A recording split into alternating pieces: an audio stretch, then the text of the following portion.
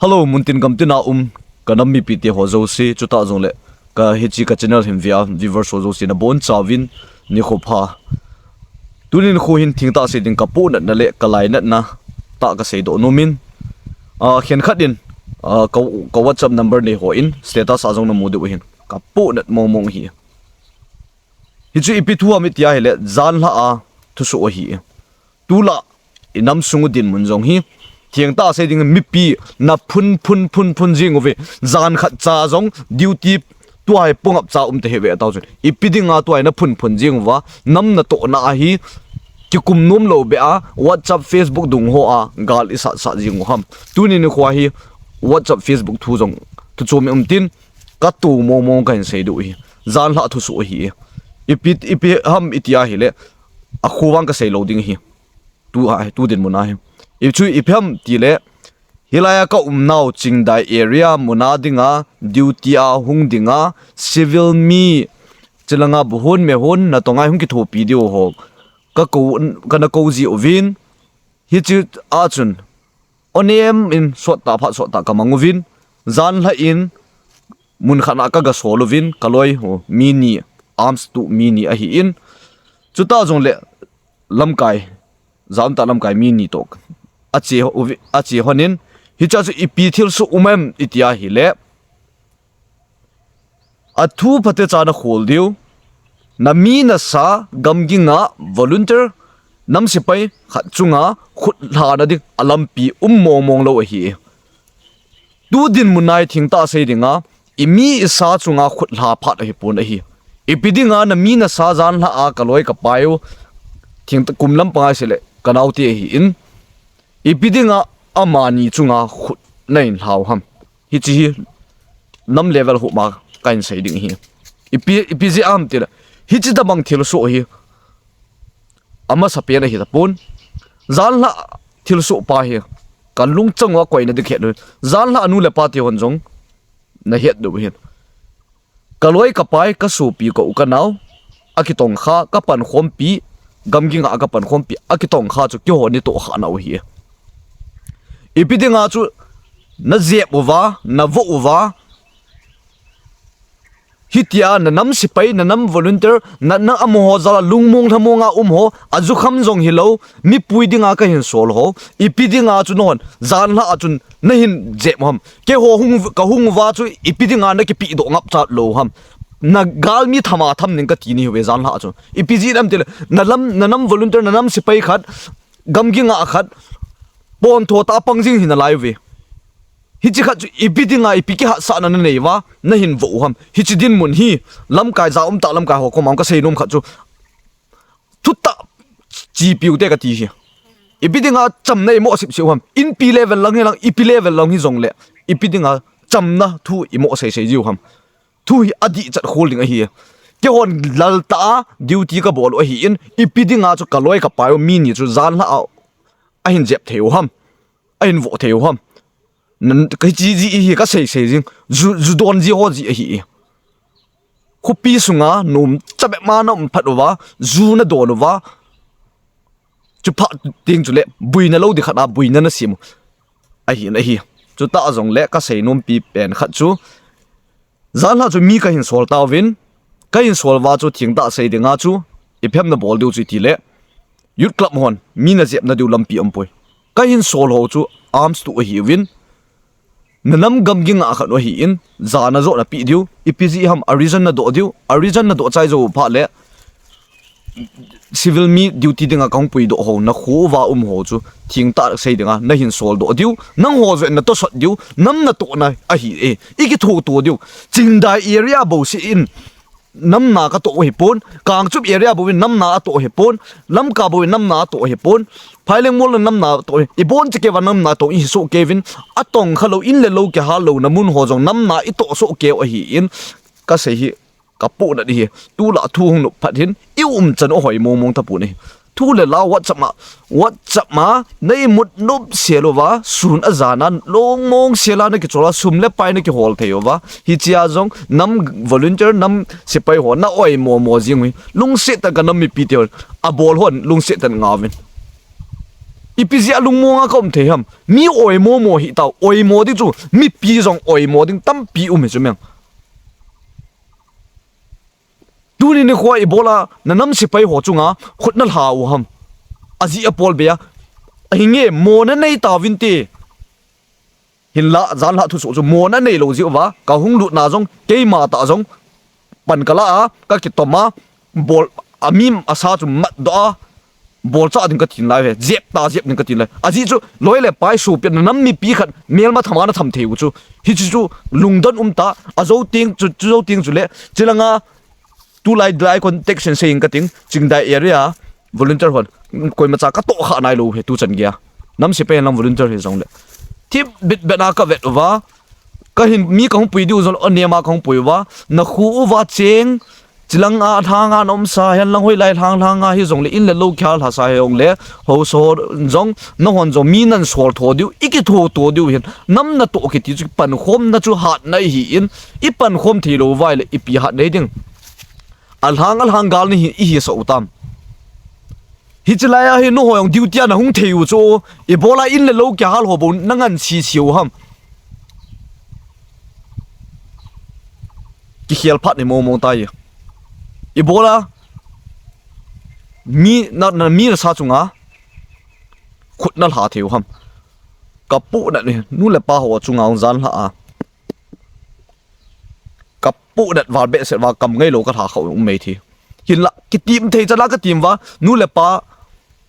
a hen langhon kum tam non ni kham ji uwa hi chi chan gyang to respect ka pi uwa khut kal ha lo nai hui vi toy ami asa jong ke a hi tan kalungu wang kim lo hi ipzi a hi gamging a ho hi lungsit the lo wa bol jong i theina lai ham i bola miel ma thama jeb na su kit no group ma na bol kit no a hat na hi wa hi le ike tham phat hum tho na zau chalo ham chilanga hi social media mandan na thim powe nin ti hi taw ka pu na ja ka selo wa le che platform hi thu ta ai chi phat no chol le nanga gim le chola kom du zan la jong ka post munu pung thum ma khai langa ka thun panu hi zan imu lo lewa na mit mo ji uwa na chawei ji uwa na pan khoma khusung khat na kha sa ding hilo khusung khat youth club kha sa da ding hilo inam sung hi na khusung na khel pha le na neu tho ding khet ta wang veng khat youth club kha sa da ding hilo nam sung hi na veng na khel pha le na neu tho ding ai so ai dan dana i khusung wa i kha sa jing wa i boloi lungsi tan inga adu win tim na kai nevini ta po da ni hi phailang mul langa su pi ula naw te ho ka loi ka pai ka chan khom pi ho nam loi na pai na chan khom pi ho min a hin jep a hi in idinga to na hoi na mi na sa chung war mi na jep ham ta cha pa ri wala hung taw ki tham dun lai chu me hi ta bang bep siwa hin khuna manu hi gang chala na adu ngai dam nong ki thum lai de zan la chu civil la hi bowe ngai dam ki chai chu am sin na ki ngai dam nai lo hi we nong wa nong ki su chin lai do hi we thing ta ka se hi in pi level en jong ki se in athu kamu na lo he zan la a kham jong ka hi povin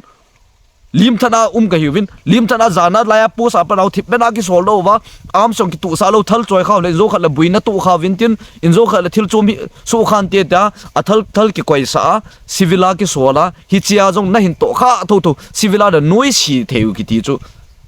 nam sunga volunteer helang nam sipe ima chan ka mu po ve ti ve sa na hi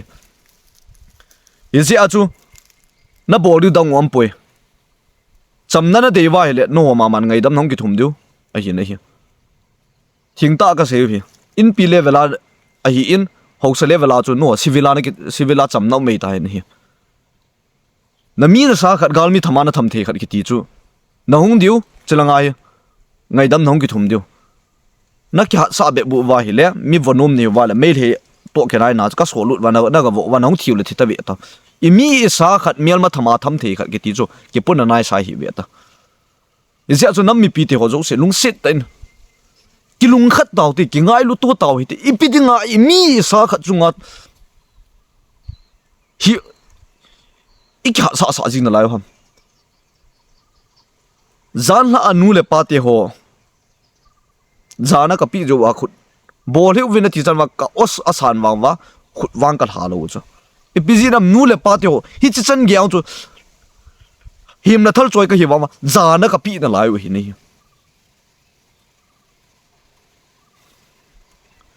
no one nak ni kham ju wa in nu le pa te ho zana ka pi ni be ka pu nan ma kha chu tu la din mun hi ka vet na hi le ka vet zo lo hi nam din mun ka pu nan mu ka lung thim sung kap me zan la a thu information hong ke pi a ong ga chu pi ti tam i vo ta ve i je bu ve ti hong o chang kan zo wa chu ka lung thim sung kap chu i pi dinga nam gam gi nga khat volunteer khat nam se pai khat i pi dinga a hi to kha ham mo na nei zong hi pon hi cha mi pui do dinga ki sola hi cha bon chu na ho zo chu nan ke thu pi diu na hin backup na lai du hi chi lung se tan nam mi pi te hoi lai lai hi zong le toy nam level a ko ma ka sei num hi che point hi khu ke hal sa na gam sunga chom khat piam lut dinga hong ta zong le core committee hi an lang lam kai hon zong duty chat a hin simawa duty a pan la dinga a hin sei wa lung se ta ka taun nu pi pen chu na hin sol na lai diu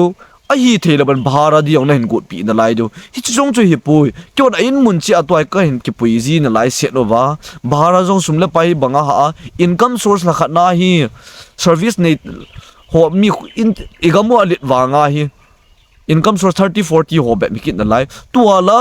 nam mi pin la sum le pai la tu tha sigam ta gala ke chai ta iti ovin kyo ding wang gal ki chai ti lo hi nu naw chapong ho na lungmon diu ka dei ji uwa tu ni san ya lai gam king a ka mo hin ipidinga mo na nei lo khat na su pi na una naw khat mial ma thama na hin tham hom jan la chun tu khang ngai po le nu naw chapong nu te ho chun tu kham hi po le te ma tong ka kel ha su ding hi i cho he ka thi ma ta khat email ma thama imi esa khat ke tham ki ti hi mail ma thama tham ding ki ti hi chi ho hi ani hi me leite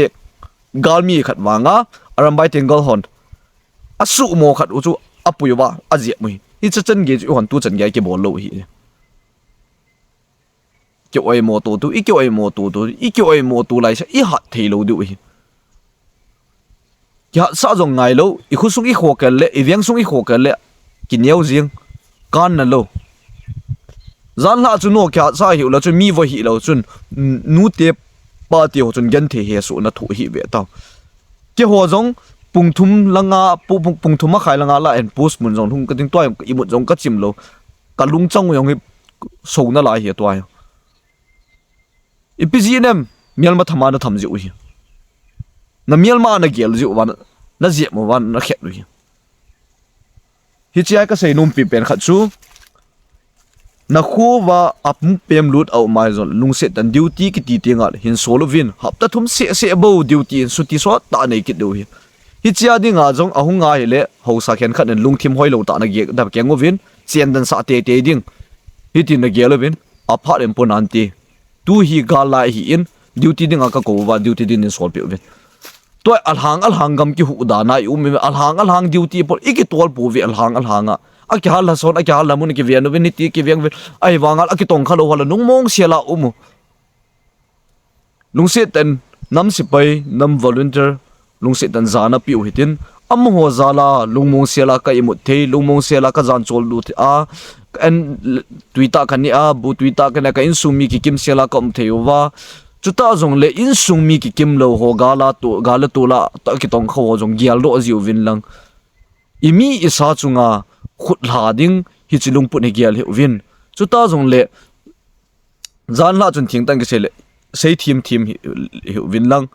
a kham na te ji uwa hi I chan chu su we hi khuna khusung wa na kha sa hin na khusung na khokal niu la na niau tho du hi aba na nung zom hi win lang hi ta bang ho chu nam na hi nei nam volunteer khat nam sipai khat na nui siwa na vo chu I nam piu na khat hi zo a hi to hai ikinoi si diu tu diu phat lo ikip thu tu diu ki hon zo ke ong ka hunga athu umda ni mun khana ka hunga mi khong pui do za ipi thu ham tin dong ma sawin youth club mi zep ding a hi poi mi voting a hi poi thil su tu ding a hin a hi youth club mi zep ma i ke phu do ji ta to wa i hoi nam sung yo a hoi lo thing noi bo oi mo ding a hi poi youth club yang oi mo ding tama tami ibola thing noi oi mo ibola volunteer oi mo ham toy ga ka khoma to khoma pang pal la khom chula tu la news source wai imwa hi le ke par de kha cham lo ta si na ngan ka kam ka nei nai ka khut na thil ka type the nai iti man wa inop chabe bi se wa nam pi nat na i to do jing yo ki ka a i ki bui zo de wa thu i so do jing lung sit ta kong ta wa hi zal la asu chu asu hi tan abana wang lung sit tan jom hi uvin youth club ki ti mi ziep ding a hi poi thil su tu ding atha lai e hiwin nang ho kya sa na dinga youth club ki phut do he pun hizi chun ching thei tan hin khomang hi tim zan la ke ma sa ta jong ka hung a hi in i chanu ka vet na hela ka lai na a hi ni thu hung bui han lang hele gam ging a cha jong yung zo lon lai du to kyo ka gim ka cholo chala kamit noi jong he vet ta wang ka ta sai ho jong hi thing ta se ke ma sa ta tu la ka tha cha wa cha chu ka gon ha jing chu ita sa vet zo jong hi lo pi in sung mi ten vet a pot a pu dat du chu zan la i mu lo le wa gam nai jong kit lo ga ra hin ke dal yem la thal puma ki chol ki na lang kil hung il hun zo wa jong pung thum ma khai lang hi ta chom khadi ik le ikil him le I tho pha rong hi pe ta a jing kal timing ki nei chi hi si hi ta bong hoi lung sit tan nung bol wil iki tho to du iki backup to du nang ke gam lo ipidinga ke gam nang gam iti ti jung ham ki ka tia pasula len a sei kho revenge sola se what di mo nga hi nei thu nu pha le ka gam hung kin ahung bui kit pa igam hung tikit nin to ai tam chakhat hi pha dong nu pha da ipidinga I ho ki ka ai ki ho nat ding tat loi itam ham asuna zana ka ki cholo wa ka mu chumeng hiti ta bong hoi long sit dan mabana azom hi uvin lang mabana izom kha uwa hi le yo ki ka ki khil tu na sa ta chu ding a hi in zan la chu nu le pa te wa zana ka pi ji u hi in long sit dan wang chlaya amu khan nam du hin zan la inong ei ni he phi na no mu vin na sei u vin a hi a hin la hi che pe na chu koi ba cha ka ha ho pi nom be sel pu min phate cha wang ka ho pi na vin a hin la ilung so pa hi ja chu che bai ke bolo ni bolo wa ka bolo wa ni sei dung zu wa koi yo si zana ka pi so ke wa nu te pa te ho zo si a hi in isi chun malama zo nam na to na iki tho to diu nangam ke ga am pun ibon wa igamu hin lungkhat la thakana pa de la diu lungkhat la thakana gal zo isat khom diu isi aju langa diu ti hung do chu non nan sol diu chu ta zon la hoi lai lai he zong le volunteer nam si pe he zon koi ma cha nui si lo hel du hi amo ang la dai kha wa ke ho kang la dai kha wa hi le inam piu hi acha wei ding hi jing ni yon langa ka gam ka hu man wa ai dan dana yu mu cha sung lang hu I cha wei de bo bo chu tu din mo na zo anom pa kham anom pan lo chang ane alo pa ai ta chel za chum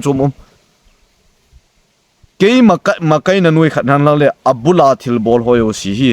zu zong adon pa sanga ahin podu open ka pat ding hi itabang be si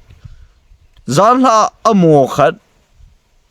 su di ding ka tiu wa jong a hu yum na lai win nu la pa te na cha tiu hiu zan hu a hi in na vo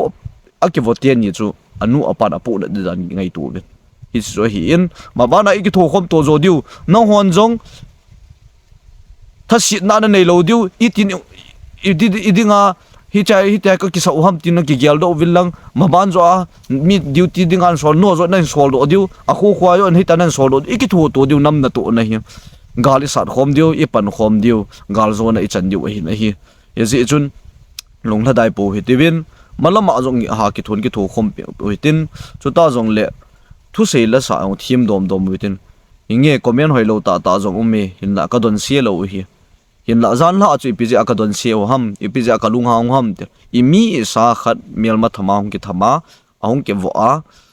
hi chi ji a chu to jong khu akong phate cha thei lo hi in khát giống ata san su kha pi na ho wa to he adola la hi hi ta bang hoi lung sit ma ban bol win lang hi cha nong ham wal wai le na khusung chan ge ung ke su thang ding aban banam ke chaling a hi in to ai khusung yang location ki sei lo hi in azi chu na khun zana na ki bol pi na lai o hi in ji chun aban zo a pan ha lo win lang a mi duty ding se pa in solve na hoi lai lai la mi solve win lang